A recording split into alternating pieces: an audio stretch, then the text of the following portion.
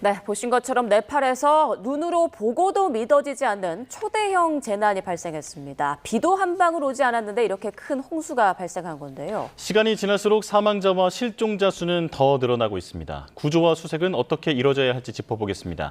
함흥구 을지대 안전공학과 교수와 함께합니다. 안녕하십니까? 자, 교수님, 비가 오지 않는 맑은 날 30분 만에 수위가 무려 9m나 폭등했습니다. 이 9m라면 아파트 한 3층 높이 정도 된다고 하던데 사실 우리나라에서는 볼 수 없는 그런 상황인 거잖아요. 우리나라에서 발생할 수 있는 재난과 비교해 본다면 어떤 재난과 좀 비슷하다고 볼 수 있을까요? 네, 뭐 우리나라를 비교하자면 이제 적절한 사실 그 사례는 없는데요. 예. 뭐 말 그대로 이제 우리나라와 전혀 다른 형태의 뭐 지금 이제 계속 방송에서 홍수라고 하는 표현을 하고 있지만 예. 이게 어떻게 보면 이제 물이나 토성류가 내려온 부분은 이제 홍수라고 표현할 수 있지만 발생 메커니즘은 지금 말씀 주신 것처럼 우리나라에서 거의 발생할 수 없는 메커니즘으로 돼 있다라고 말씀드릴 수 있겠습니다.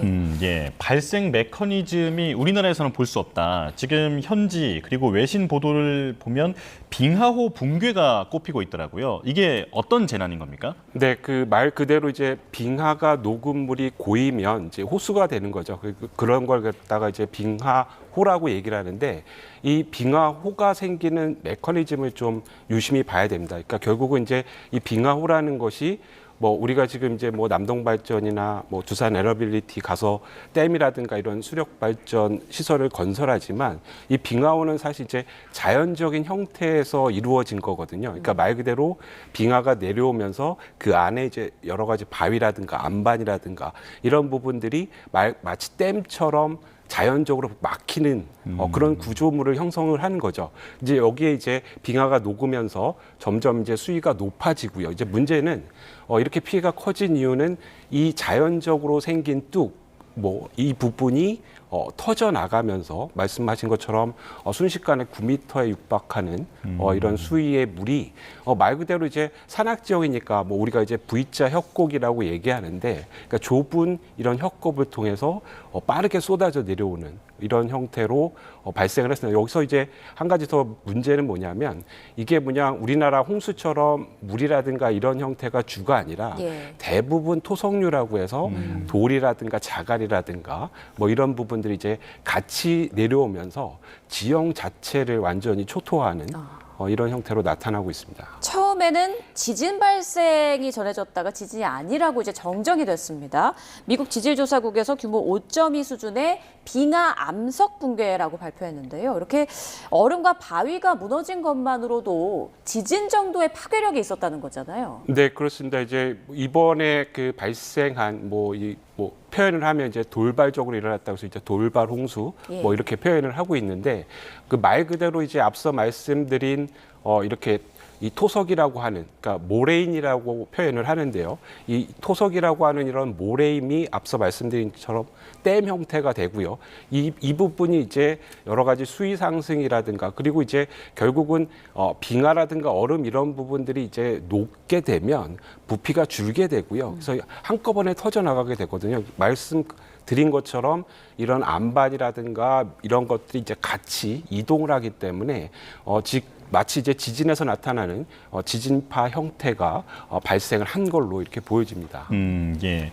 말씀을 들어보면 일반 물살보다도 파괴력이 훨씬 더 강했다라고 이제 추측할 수 있을 것 같은데 특히나 이곳 지형이 이렇게 V자 모양으로 협곡 지형이다 보니까 힘이 한 곳으로 더 몰렸을 것 같거든요. 어떻게 분석하십니까? 네, 그렇습니다. 지금 말씀 주신 것처럼 이제 굉장히 이제 경사가 급한 그런 지역이고요. 특히 이제 이 밀려 내려오는 이 토성류에 대한 에너지가 이게 이제 질량이 상대적으로 물보다는 상대적으로 굉장히 크기 때문에 이런 이제 그 질량으로 발생하는 운동 에너지에 대한 파괴력이 엄청나다라고 말씀드릴 수가 있겠습니다. 그래서 우리나라에서 일반적으로 경험하는 이런 뭐 홍수에 의해서 물이 내려오는 그런 양상과는 전혀 다른 형태의 에너지다라고 표현을 할 수가 있겠습니다. 네, 현장에서는 대피할 여유가 전혀 없었다고 하는데 그도 그럴 것이 지금 현지 영상들 보면 갑자기 엄청난 양의 정말 물살이 쏟아지더라고요. 대피 경보 시스템은 존재하지 않는 걸까요? 지금 뭐 현재 그 네팔이라든가 뭐 이런 국가에서 지금 말씀드린 이제 조기 경보에 대한 부분, 사실 이제 현실적으로는 조기 경보에 대한 부분들이 이 경우에도 뭐 시스템 갖춰져 있지 않지만 굉장히 좀 어려운 부분이 있거든요. 그러니까 무슨 말씀이냐면 결국은 이제 자연적으로 형성된 이런 빙하호의 범람이라든가 그리고 말씀드린 것처럼 이 자연적인 뚝이 구조적으로 파괴되는 뭐 이런 것들을 사실 예측하기는 굉장히 어려운 조건이기 때문에 지금 말씀 주신 것처럼 조기 경보라든가 이런 부분들이 제대로 설치도 안 돼 있지만 동작하기도 굉장히 어려운 이런 조건이라고 할 수 있겠습니다. 예, 저희가 계속해서 지금 참사 당시에 그림을 보여드리고 있는데 물살이 정말 빠르거든요. 마치 댐을 일부러 폭파시킨 것만큼이나 물살이 이렇게 빠른데 그렇다면 앞서 설명해 주신 그런 자연 재방 같은 것이 순식간에 무너졌다 이렇게 추측할 수 있을까요? 네, 그렇습니다. 그 말씀드린 이제 그런 자연 재방을 이제 퇴석, 그러니까 모레인이라고 표현하는데 이 모레인 자체가 형성이 될 때 결국은 이제 얼음 덩어리 자갈 뭐 이런 것으로 구조가 이루어지게 되거든요. 자연적으로. 근데 이제 말 그대로 이게 우리가 일반적으로 상상하는 철근 콘크리트로 된 댐 이런 구조물이 아니기 때문에 특히나 이제 설치된 그러니까 이루어진 자연적으로 발생한 이런 곳이 뭐 단단한 안반이나 이런 곳이 아니고 여러 가지 이제 자연적인 그 지형이기 때문에 한번 무너져 내리면 지금 이제 화면에서 보시는 것처럼 기본적으로는 이제 에너지는 낮아지려고 하는 경향이 있거든요. 그러니까 예. 이걸 뭐 다르게 표현을 한다면 지금 이제 굉장히 높은 쪽에 아까 말씀드린 이제 질량이 큰 물체들은 뭐 말 그대로 이 에너지를 갖고 있는 에너지를 낮추려고 하는데 그게 결국은 이제 위치 에너지였던 부분이었던 것을 운동 에너지로 바꾸는 거거든요. 그러니까 그렇기 때문에 이 운동 에너지가 굉장히 크게 발생하는 지금 그래서 화면에서 보시는 것처럼 굉장히 빠른 유속이고 또 이 흐름 자체에 대한 질량이 굉장히 크기 때문에 굉장히 파괴적인 형태로 그 피해가 발생하는 이런 특성을 보여주고 있습니다. 네, 대홍수가 난 지역은 지구 온난화로 올해 빙하 녹는 속도가 예년에 한 몇 배나 빨라졌다라고 합니다. 자, 그런데 미리 알 수는 없었을까? 좀 예측에 아쉬움이 있긴 합니다. 왜 그러냐면 이 홍수 가능성이 이전에도 지적이 됐다고 하고요. 사실 지난해만 해도 돌발 홍수가 발생한 적이 있었다고 하더라고요. 좀 미리 대비할 방법은 없었을까요? 네, 이 부분이 이제 사실 뭐 네팔이라든가 뭐 이런 히말라야 인근 지역의 국가들 뭐 이런 쪽에 계신 분들은 뭐 지금 말씀하신 여러 가지 이런 돌발 홍수라든가 특히 이제 빙하호에 대한 붕괴에 대한 우려가 이제 상당히 높은 거는 사실이었고요. 예. 이제 이걸 이제 앵커께서 앞서 지적해 주신 것처럼 조기 경보라든가 그리고 이제 방법이라고 생각할 수 있는 부분들이 이 빙하호에 대한 수위를 이제 적정 수위를 설정해 놓고 그 수위를 넘어가게 되면 이제 자연스럽게 좀 미리 빼두는 그런 형태의 어떤 대책들도 좀 생각을 할 필요성이 있는데 예. 앞서 말씀드린 것처럼 어떤 그 징후에 대해서 빠르게 어떤 그 워닝을 줄 수 있는 시스템 이런 것들은 해당 지역에 아직 그 설치가 되어 있지 않은 것이 현실이고요. 지금 이제 우리나라 근로자분들이 이제 지금 피해가 발생을 하고 있는데, 그러니까 아이러니하게 들릴지 모르겠지만 이런 네팔과 같은 이제 산악 국가에서 전력을 생산하는 방법은 지금 우리가 지금 홍수 피해에서 나타나는 것처럼 굉장히 이제 경사가 급하고 좁은 수로에서 발생하는 이런 방식의 어떤 수력 발전이 대부분이거든요. 그러니까 이런 것들이 에너지로서 이제 이용하는 측면에서 거꾸로 지금 이제 자연적인 현상으로 또 터져 나가는 이런 그 현상들로 지금 같이 이제 중복이 돼서 나타나고 있다라고 볼 수 있겠습니다. 예. 그림을 보기만 해도 정말 막막하다라는 말밖에는 안 나옵니다. 지금 이런 남아시아 쪽은 재난 인프라나 이런 게 좀 잘 안 갖춰져 있는 편이죠? 네, 그렇습니다. 결국은 이제 재난 인프라를 갖추려고 한다라는 것은 그 나라의 이제 경제적인 수준과 맞물려져 있고요. 지금 이제 대부분의 지금 우리나라 근로자가 파견돼서 건설할 정도로 어떻게 보면 네팔이라든가 쪽 히말라야 인근에서 자체적인 기술력을 가지고 이런 부분들을 이제 충분히 방어할 수 있는 이런 조건들은 이제 굉장히 부족하다라고 할 수가 있겠고요. 한 가지 이제 장기적으로는 지금 세 가지 말씀드렸지 않습니까? 지적해 주신 것처럼 이제 조기 경보에 대한 프로그램, 두 번째는 에너지를 이제 조금씩 줄이는, 그러니까 수위를 낮추는 방법. 그리고 가장 근본적인 부분들은 실제로 피해가 예측되는 것들. 그러니까 물이 지나가는 하류 지역이겠죠. 그래서 이런 것에 소위 말하는 어떤 그 랜드 유즈 플랜, 그러니까 토지 이용에 대한 부분들을 좀 상당히 이제 고지대로 주거 형태를 이동하는 뭐 이런 것으로 좀 방법을 좀 그 고민을 해볼 필요성이 있어 보입니다. 네, 현재 한국인 근로자 9명을 포함해서 수백 명이 실종 상태입니다. 사실 정확한 인명피해가 파악되지 않을 정도로 지금 큰 인명피해가 발생한 것으로 추정되고 있는데 사실 일반 지진 때나 뭐 홍수 때 그리고 뭐 이렇게 폭우가 발생했을 때 이럴 때는 에어포켓이라던가 어느 정도의 이제 골든타임 안에 구조하면 생명을 좀 구할 수 있는 그런 여지가 있는데 이번 상황은 좀 다른 것 같아요. 네, 그렇습니다. 지금 이제 그 화면에서 보시는 것처럼 결국은 이제 도시라든가 취락들이 다 이제 산악 지역 아래 부분, 그러니까 결국은 물이 지나가고 있는 이런 지역 쪽에 도시가 형성이 되어 있는 이런 그 구조를 갖고 있기 때문에 말 그대로 이제 그 물이 지나가는 그 홍수 유형이 지나가는 지역 바깥으로 벗어나야 되는데 현실적인 부분에서는 지금의 주거 형태라든가 도시 형태가 그런 부분들이 반영이 되지 않기 때문에 말씀드린 것처럼 이게 우리가 홍수다 그러면 우리나라의 경우에는 뭐 언제부터 비가 몇 미리가 오고 적어도 어느 정도가 됐을 때 홍수위가 된다라고 하는 수일 정도는 혹은 수시간 정도의 어떤 여유가 있는데 이 경우는 말 그대로 돌발적으로 물이 내려오는 토속류가 내려오는 상황이거든요. 그러니까 여기에 대해서 말씀하신 것처럼 유의미하게 대피할 수 있는 이런 시간들이 현실적으로 불가능하다라는 겁니다. 네. 그 얼핏 생각해 보기에는 쓰나미 상황과 좀 유사하다고 볼 수 있지 않을까 싶은데 어떻습니까? 네, 그렇습니다. 정확한 지적이신데요. 그러니까 그 쓰나미에 대한 부분, 아까 제가 운동 에너지에 대한 부분을 말씀드렸는데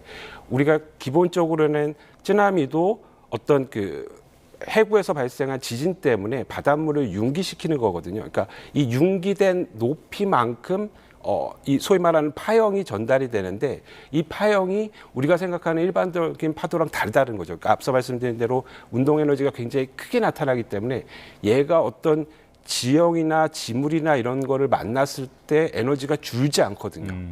네, 물이라고 하면 이제 어느 정도 상세가 되면서 뭐 마치 파도가 잔잔해지는 것처럼 이렇게 그런 형태가 돼야 되는데 지금 말씀 주신 것처럼 쓰나미와 같이 운동 에너지가 계속 그 남아 있는 형태로 지금의 이 네팔 지금 이런 그 토속류도 지적해 주신 것처럼 굉장히 높은 에너지에 의해서 에너지가 줄지 않은 형태에서 굉장히 파괴적으로 극단적으로 나타나고 있는 이런 메커니즘을 보여주고 있습니다. 예, 지금 현지에서 들려오는 소식을 종합해 보면 지금 홍수가 지나간 자리는 진흙에 다 파묻혔다라고 합니다. 이걸 어떻게 해야 하나 정말 막막한데 진흙을 치우는 게 쉬운 일은 아니잖아요. 네, 그렇습니다. 지금 이제 뭔가를 복구하려면 기본적으로 전력이라든가 뭐 이런 그 유틸리티를 사용을 해야 되는데 지금 이제 가장 이제 그 사고가 지나가고 난 다음에 복구해서 문제가 결국 이제 기본적인 인프라, 특히 이제 전력 사용이 제가 알기로는 이제 거의 이제 무력화된, 그러니까 결국 이제 수력 발전에 의존을 하고 있는 이런 그 네팔의 어떤 그 전력 사정을 본다라고 하면 이 항구적으로 복구하는 것도 굉장히 어렵게 보여지고요. 그리고 이제 말씀하신 것처럼 뭐 이 기본적인 이제 파괴되어 있는 유형 자체도 지금 뭐 어디서부터 응급 복구를 해야 될지 뭐 이런 부분들도 굉장히 좀 어려운 상황이라고 보여집니다. 네, 지금 고립됐던 우리 국민 10명은 안전한 곳으로 이제 피신한 상태인 걸로 확인이 됐습니다. 그런데 뭐 저체온증이나 그리고 2차 산사태 가능성도 나오고 있더라고요. 아직까지 여러 위험 요소들이 있는 것 같습니다. 네, 그렇습니다. 지금 이제 제가 그 들어오기 전에 파악한 거 보면 그 이쪽 그 해당 지역에 그러니까 히말라야라든가 이 네팔 인근에 자연적으로 형성된 빙하호가 한 2만 개 정도 되거든요. 지금 이제 여러 가지 뭐 앞서 뭐 기후 변화에 대한 부분도 잠깐 말씀드렸지만, 그러니까 기후 변화라고 하는 이런 측면에서 그러니까 이 녹는 속도가 빨라지고 다시 말씀드리면 자연적인 이런 그 댐, 그 모래인 같은 형태의 2만 개의 잠재적인 위험성이 내포하고 있다라고 보여지는 거죠. 그래서 그런 것들에 대한 전반적인 뭐 조사라든가 이런 것도 지금 시급하게 좀 실시가 될 필요성이 있어 보입니다. 그러면 이제 보통 큰 지진이 발생하고 또 여진이 발생하는 것처럼 이번에도 대홍수 발생한 다음에 추가적으로 또 짧은 시간 안에 비슷한 유형의 또 재난이 발생할 가능성도 있을까요? 네, 그렇습니다. 결국은 그 뭐 말씀드린 이제 그 퇴석 형태, 그러니까 모래인 형태들의 어떤 빙하호들이 모두 다 지금처럼 트리거가 될 수가 있거든요. 그러니까 물을 담아놓은 거고요. 이 담아놓은 통이 깨지면서 이 하류 지방에, 그러니까 말씀하신 V자 협곡 형태의 지형을 따라서 밀려 내려오는 이런 형태들이 이제 계속 반복이 될 테니까 말씀드린 것처럼 이제 이 2만 개의 어떤 그 자연적인 빙하호가 모두 다 잠재적인 위험 요소로 작용을 할 수가 있겠습니다. 예. 지금은 중장비가 접근조차 하지 못하는 상황이라고 합니다. 그리고 실종자 수도 상당히 많은 상황인데 대규모 인명 피해가 상당히 우려되는 상황이라고 볼 수 있겠죠. 네, 그렇습니다. 뭐 지금 이제 그 점점 이제 복구와 집계가 하면 피해자도 이제 굉장히 늘어날 걸로 보여지고요. 결국은 이제 네팔이라고 하는 나라의 한 국가의 어떤 복구 능력 갖고는 이제 부족한 이런 상황이고요. 뭐 우리나라를 포함해서 여러 이제 주변 국가라든가 이런 나라에서 좀 적극적으로 인력과 장비, 그러니까 기본적으로 이제 이런 그 토목이라든가 토속류 같은 경우는 결국 복구를 하려면 중장비에 대한 그 어떤 필요성이 굉장히 높아지거든요. 그래서 현재 사정상 그런 부분들이 이제 굉장히 부족한 이런 상황으로 보여지니까 결국 이제 복구라고 하면 중장비와 인력에 대한 부분이 좀 국제사회에서 좀 적극적으로 지원을 할 필요성이 있어 보입니다. 네, 앞서 그 골든타임 이야기를 잠깐 했었는데 일반적인 뭐 폭우나 홍수와 다르게 이번에는 그 물 안에 토속류, 토사류가 많이 포함되어 있다 보니까 골든타임도 훨씬 짧을 것 같단 말이죠. 교수님께서 생각하시기에는 어느 정도라고 좀 추측을 지금 뭐 이 소위 말하는 이제 뚝이 터져 나와서 뭐 말씀드린 토속류가 내려오기까지 뭐 짧게 뭐 지형적인 어떤 여러 가지를 따져도 가장 가까이 있는 지역에 계신 분들은 뭐 30분 안에도 맞닥뜨릴 수 있는 상황이 될 수도 있고요. 적어도 뭐 1시간, 2시간 그 사이에 발생을 할 수 있는 그런 조건이기 때문에 아까 말씀드린 대로 조기 경보에 대한, 그러니까 뭐 우리나라처럼 뭐 갑자기 긴급 문자가 온다든가 뭐 이런 것들로 워닝을 받고 탈출하기까지 적어도 경우에 따라서는 뭐 30분 이상 소요가 될 텐데 이 부분을 그 직접적으로 경고를 할 수 있는 시스템이 지금 이제 현지에서 부재가 됐기 때문에 결국은 내가 당시에 어디 있느냐가 뭐 그 생사를 가르는 그런 조건이 될 수밖에 없을 것 같고요. 현실적으로 뭐 대피할 수 있는 이런 부분들은 굉장히 제한적으로 밖에 말씀드릴 수 없을 것 같아 보입니다. 네. 예. 지금 실종자들의 안전이 가장 걱정이 되는데 그 앞서 토속류가 이제 덮쳤다라고 이제 쭉 설명을 해주셨잖아요.